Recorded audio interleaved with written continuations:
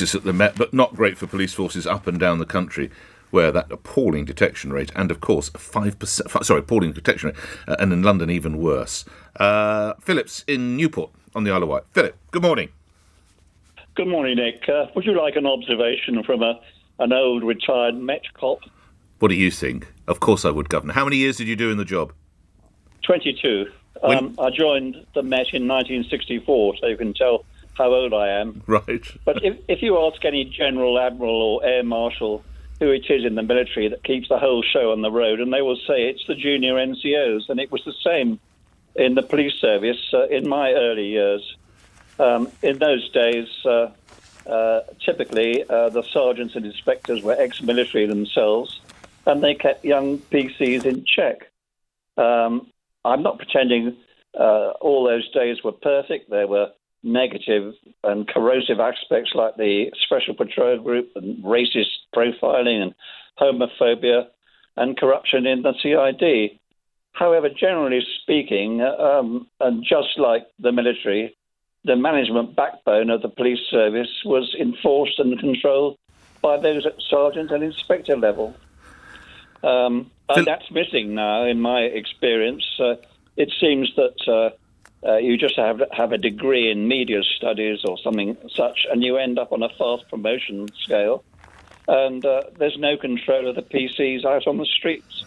Philip, when you hear that in many instances burglary has been relegated on the list of priorities, and you may have investigated some in your professional career, and you'll know how much it impacts the victim or victims, how did you react? How do you react to that? Oh, I can tell you how I reacted. My daughter lives in Walthamstow, and she had not a heavy break-in. It was kids, I think, looking for, the usual stuff. And she phoned up the Met. You can't even phone the local NIC now because you have to go through the 101 system. Mm-hmm. And she was told that no officer would come round because she lived in number 4. If it had been an odd number, they would come and inspect it. Yeah, It's a joke, isn't it? It's terrible. I've got to get you. I appreciate it sometimes since you were actually active in the Met, but again, you'll speak with colleagues. Lastly, level of confidence in the current commissioner doesn't seem high among many. Absolute zero, I'm afraid. And what worries me is that she was at Balliol College, Oxford, with Johnson. So I don't know whether there's any connection there. I doubt it. Whether they knew each other, I don't know. But let's say that they're both in troubled times at the moment. Philip, thank you for that. We'll come back to more conversations about that in a moment. But let's address other matters. And, of course, when we went through the newspapers in the previous hour, we reflected that there is still concern and indeed coverage of events in Ukraine. The US deploy around 3,000 troops to Eastern Europe in a major ramping up of Washington's response to the Russian threat to Ukraine.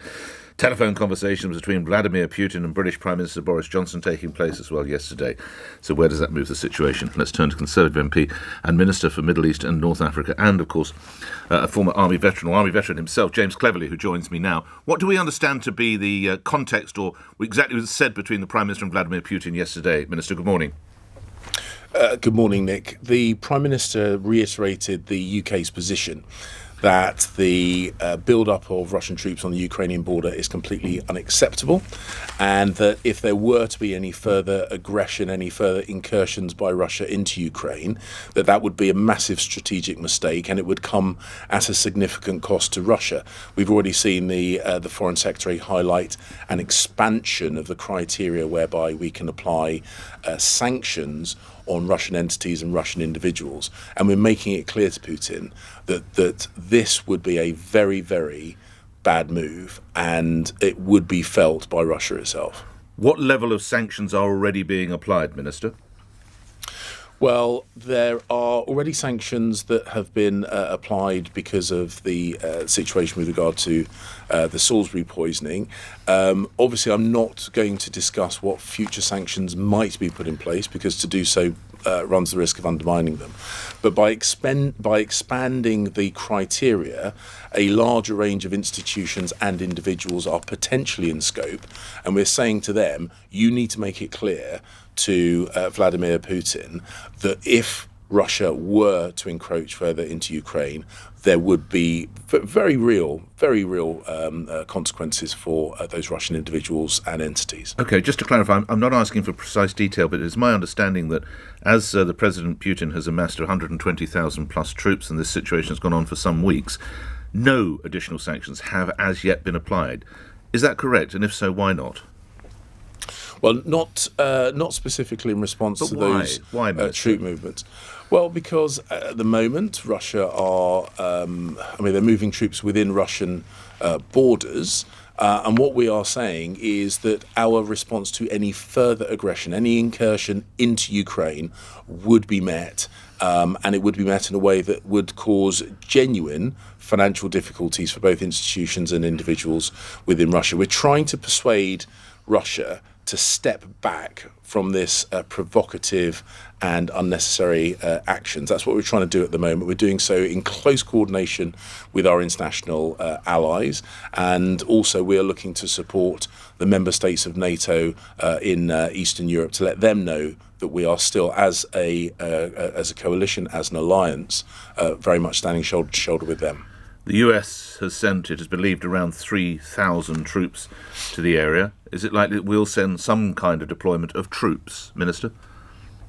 Well, we have obviously already reinforced some of our eastern. I believe allies. we're in Estonia, aren't we? The UK. We're in Estonia, yeah. Exactly. We're there already. Yeah. We have training teams in Ukraine, and any further deployments ultimately will be a decision that will be made and announced by the Defence Secretary. But our message is very clear. You've seen this from the photograph coming out of the Ukrainian Parliament. The UK is one of the leading nations in driving the support for Ukraine. I know they're very appreciative. The Prime Minister has spoken with his opposite number, as has the Foreign Secretary, and we will continue to engage with, as I say, our international partners, standing shoulder to shoulder with Ukraine and its desire to be an independent sovereign state, which is completely legitimate. But my question, Mr. Cleverly, was: do you think there'll be more troops deployed? Well, look, I genuinely don't want to speculate. I know that that makes for dull radio, but good diplomacy. So I will allow my colleagues in the Ministry of Defence to ultimately make any announcements on that. It's probably best you stay the diplomat and I stay the radio presenter.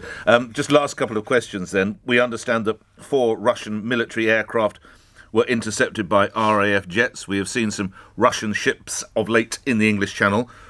Why is he doing that? Look, it's really difficult for me to credibly assess what his motivations are. I think Russia is very keen to be seen as a powerful force on the world stage, and the point that I think he needs to understand is that actually these provocative military actions are not the best way of Russia being seen as relevant, as a serious player. There are a whole load of issues around the world where they could exert a positive influence. They're a member of the P5 on the United Nations. There's a huge amount of work that could be done for the benefit of all there. Okay. This military flexing of muscle is unnecessary and counterproductive, and Russia could and should engage on the world stage in a much better way. A couple of other matters. Noting you serve as a Lieutenant Colonel in the British Army Reserve, how do you react to the news that the British Army are encouraging soldiers to pause in their routine duties, have a day of teamwork and reflection, a tactical pause so they can reflect on culture and inclusivity? That'll frighten Putin, won't it? Well, I know it's an easy criticism of things like that, but actually the mental health of members of our armed forces is incredibly important. We lose too many veterans to suicide to take the mental health of our service personnel lightly. So I think it's entirely appropriate. It has always been a part of military culture, going back to ancient times. The Greeks, the Romans understood this. Why do we lose so many then? If it's always been part of our culture, why, as you quite tragically referenced, why do so many former personnel seem to take their lives or have such emotional health issues? Well, look, my observation, I do not pretend to be a particular expert on this, is we let some of those things slip. We let those periods of self-reflection slip, and we allowed a culture of kind of machoing it out and just toughing it out to become the norm. So I think it's entirely appropriate that we create an environment where members of our armed forces feel that they are valued, feel that they have the respect both of the organisation and their colleagues. That helps retention. That's good news. That keeps our armed forces as a top-tier global player. So I know it's an easy thing to kind of mock, and I'm not suggesting you're doing that. I know it's an easy thing to mock, but it's really, really important, that we look after the mental fitness of our service personnel as well as their physical fitness. So Colonel Richard Kemp, who of course led British forces in Afghanistan, when he says it's navel-gazing and virtue signalling, he's wrong. I don't agree. And look, he's had a much more glorious military career than me. Than most everybody, I mean, frankly, I think there are people in the Scouts movement who's had a better military career than me. That's not the point. But the point is actually, as I say, genuinely, protecting mental health is just as important as protecting physical health. And if we can reduce the number of people who lose their lives to suicide in the veteran community, that would be a good thing. Lastly, a lot of people might have emotional problems as their energy bills arrive. Minister, I don't need to tell you that will be added to inflation, other price increases, possible increase in national insurance. Is the government, are we going to hear later today from your senior colleague Rishi Sunak some kind of help or some kind of aid package, Minister? Well, look, we recognise the real world impact of some of these global phenomena which have driven up energy prices, wholesale energy prices. So we've already got a number of support packages in place to specifically help with heating bills. Obviously, we've also got things like the change to the taper rate of universal credit and the increase in the living wage, which will put respectively about £1,000 into the pockets of working people. But we are very, very conscious of how much this will hurt some people, and that's why the Chancellor has taken a very, very close interest, and we'll have to wait for him to make a formal announcement later on. Why not cut VAT or scrap the green levy? That would help, wouldn't it? That's nothing to do with global prices, Minister. Well, look, we need to make sure that we are able to pay for what is, I think, an inevitable energy transition. I've recently come back from the Gulf. These are big oil and gas producing countries. Cool. They are making plans to transit away from hydrocarbon energy. So these things are important. But we absolutely recognise for some people these changes will be incredibly painful. So cut that. And we are looking to support in a targeted way.